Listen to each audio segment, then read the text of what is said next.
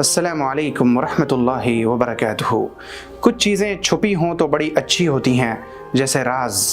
अगर आपने अपने राज की खुद हिफाजत नहीं की और आपने दूसरे को अपना राज बता दिया, अब मामला आपके हाथ से निकल गया। अब मामला उस शख्स के हाथ में है जिसे आपने अपना राजदार बनाया है। वो चाहे तो आपके राज को अपने पास रखे, लेकिन अगर वो चाहे तो आपके राज को इफ्शा कर दे।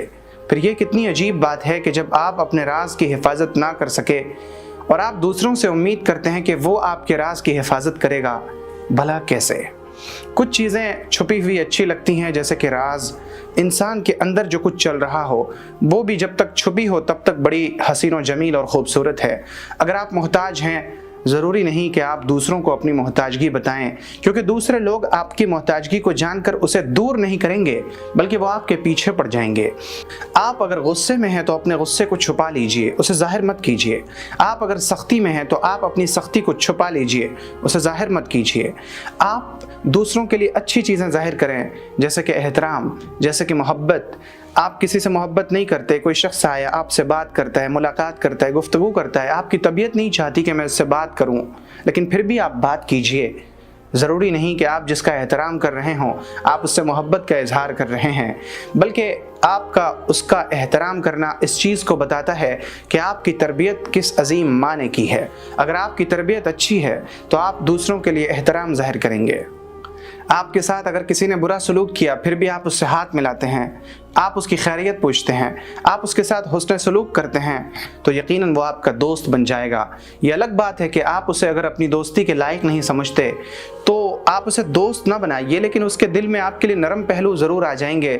अल्लाह रब्बुल इज़्ज़त कुरान में फरमाता है, इदफ़ा बिल्लती हिय अहसन फ़इज़ल्लज़ी बैनका व बैनहु अदावतुन कअन्नहु वलिय्युन हमीम।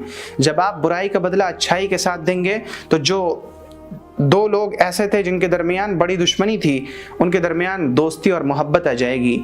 जी मेरे भाई और मेरी बहन, आपसे अगर किसी के हक़ में गलती हो जाए तो आप उज़्र कर लीजिए। उज़्र कर लेना, माफ़ी मांग लेना इस चीज़ की दलील नहीं कि आप गलत पर हैं, बल्कि ये इस चीज़ की दलील है कि आपके दिल में इंसानियत की मोहब्बत किस कदर है और आप इंसानी रिश्तों की किस कदर इज़्ज़त करते हैं, आप कदर करते हैं। और याद रखें कि दो चीज़ें ऐसी हैं जिसे अल्लाह बहुत पसंद करता है। एक है सखावत, यानी खुला हुआ हाथ, कि आप अल्लाह की राह में सबको लुटाते रहें, देते रहें। और दूसरी चीज़ है माफ़ कर देना। और दो चीज़ें ऐसी हैं जिसे अल्लाह बहुत नापसंद करता है, बुरा अखलाक और कंजूसी। बुरा अखलाक और कंजूसी, अल्लाह इन दोनों को नापसंद करता है। और आप जानते हैं कि जब अल्लाह ताला किसी के साथ खैर का इरादा करता है तो उसे किस काम में लगाता है? जी हाँ, उसे लोगों की ज़रूरतों को पूरी करने में लगा देता है।